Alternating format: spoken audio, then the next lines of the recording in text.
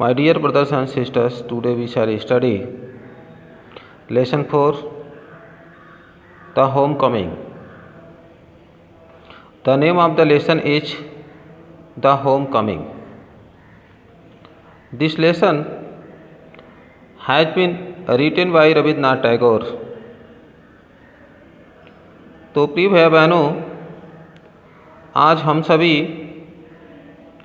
Pros section के चौथे lesson का अध्ययन करेंगे. पाठ का नाम है द होमकमिंग और इस पाठ को रविन्द्रनाथ टैगोर लिखे हैं. तो सबसे पहले इस पाठ का हम हिंदी सारांश समझ लेते हैं. द होमकमिंग पाठ रविन्द्रनाथ टैगोर के द्वारा लिखा गया है. इस पाठ में एक लड़की जो कलकत्ता में रहती है और उसके भाई का नाम विशंभर है, उस लड़की की शादी हो जाती है और अपने ससुराल चली जाती है.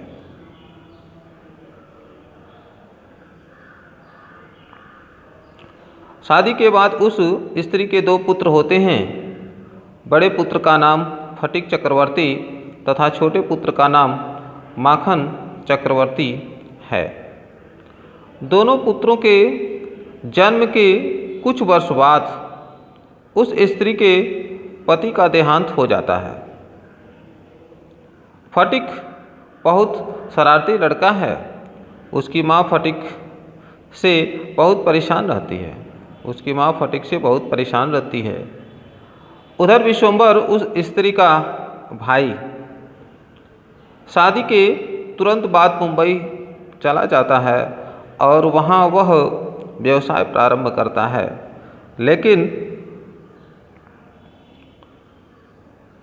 लेकिन विशंभर को अपने बानोई के मरने का समाचार ज्ञात नहीं रहता है. अर्थात उस स्त्री का भाई कौन है? विशंभर है. और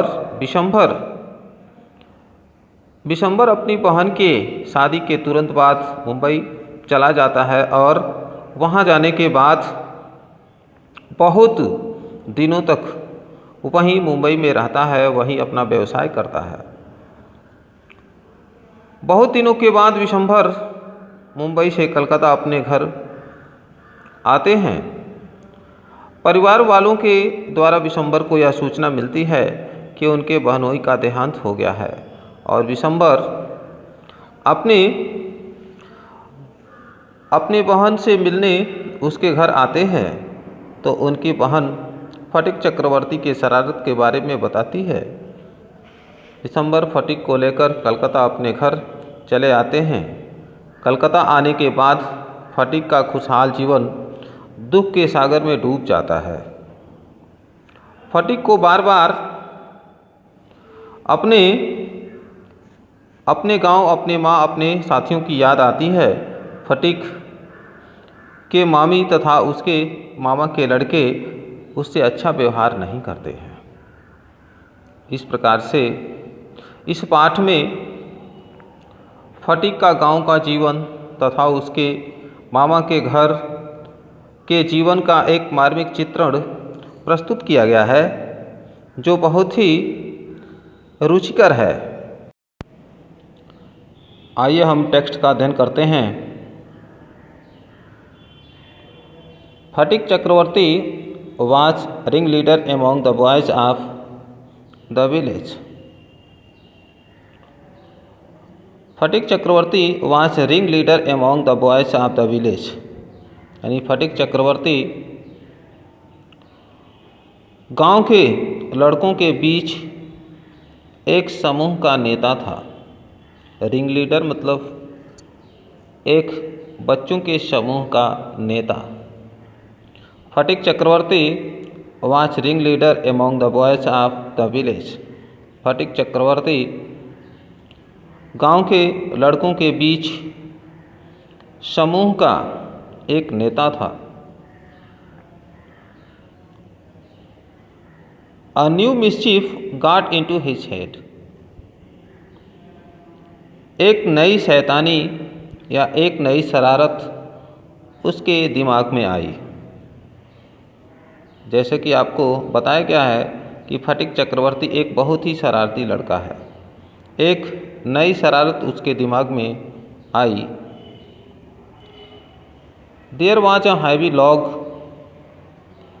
lying on the mud flat of the river, waiting to be shaped.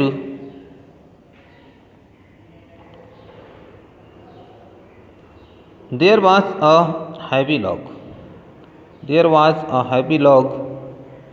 एक बहुत बड़ा लकड़ी का लट्ठा था। There was a heavy log. एक बहुत भारी लकड़ी का लट्ठा था। Lying on the mud flat of the river, waiting to be shaped into a mast for a boat.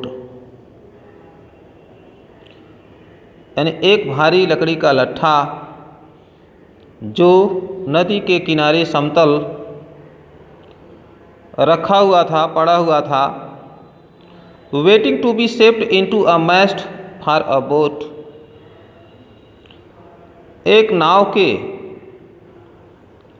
नाव के मुख्य ढांचे को बनाने के लिए नदी के किनारे एक भारी लकड़ी का लट्ठा पड़ा हुआ था। पुनः इसको देख लेंगे। There was a heavy log. एक भारी लकड़ी का लट्ठा था। Lying on the mud flat of the river, waiting to be shaped into a mast for a boat. एक भारी लकड़ी का लट्ठा नदी के किनारे रखा हुआ था, पड़ा हुआ था। और वह किस हेतु रखा गया था?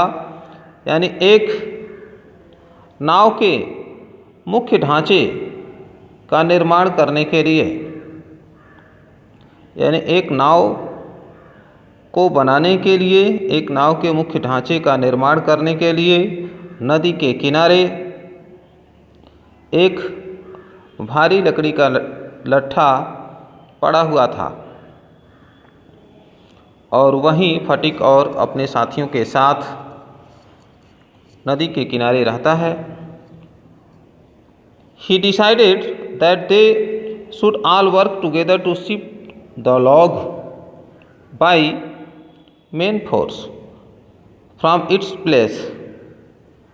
He decided, उसने निर्णय किया, यानी फटिक निर्णय किया कि उन सभी को एक साथ कार्य करना चाहिए। To shift the log by main force from its place, यानी उस लकड़ी के लट्ठे को उसके स्थान से एक साथ बल लगा करके खिसकाने के लिए एक साथ कार्य करना चाहिए। इस प्रकार की बात फटिक के मन में आई। एंड रोल इट अवे, और इसे लुढ़का देना चाहिए, अर्थात उस लकड़ी के लट्ठे को धक्का देकर आगे कर देना चाहिए। जबकि ऐसा कुछ करने से कुछ होने वाला नहीं था, लेकिन यह एक शरारतपूर्ण कार्य है। तो फटिक सोचता है, the owner of the log would be angry. Phatik सोचता है कि यदि हम सभी एक साथ बल लगा करके उस लकड़ी के भारी लट्ठे को उसके स्थान से ढकेल देंगे, उसको धक्का दे करके ढकेल देंगे, तो धक्का देने के बाद उसके स्थान को हम परिवर्तित कर देंगे, तो क्या होगा? The owner of the log would be angry, अर्थात लकड़ी, जिसकी लकड़ी है, the owner of the log, लकड़ी के लट्ठे का मालिक नाराज होगा। एंड सरप्राइज्ड, और आश्चर्यचकित होगा। यानी हम लोग ऐसा करेंगे, फटिक सोचता है कि यदि हम लोग ऐसा करेंगे तो जिसकी लकड़ी है, यानी लकड़ी का मालिक नाराज होगा और आश्चर्यचकित होगा। And they would all enjoy the fun, और फटिक सोचता है कि और वे सभी लोग यानी उस उपहास का आनंद लेंगे। यानी वे सभी बच्चे यानी फटिक के साथ और भी बच्चे हैं, तो वे सभी बच्चे यानी उपहास का आनंद लेंगे। ऐसा करने से उन सभी लड़कों को आनंद मिलेगा। Everyone seconded the proposal. Everyone seconded the proposal, प्रत्येक व्यक्ति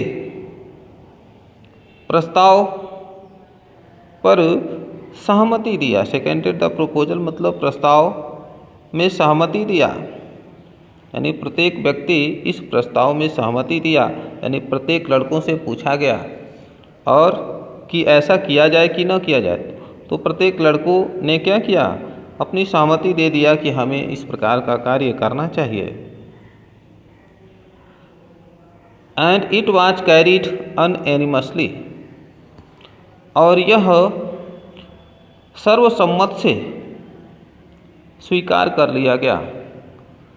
यानी अनएनिमसली मतलब एक मत होना, यानी एक मत से इस कार्य को करने के लिए सभी लोगों ने स्वीकार कर लिया। तो प्रिय भाई बहनों, आज के वीडियो में यहाँ तक पढ़ाया गया अनएनिमसली, यहाँ तक आप समझेंगे और अगले वीडियो में इस पाठ का जो शेष भाग है उसको क्रमशः पढ़ाया जाएगा, बताया जाएगा। आशा है कि आप समझ गए होंगे। कोई भी समस्या होगी तो उसको बताने का प्रयास करेंगे।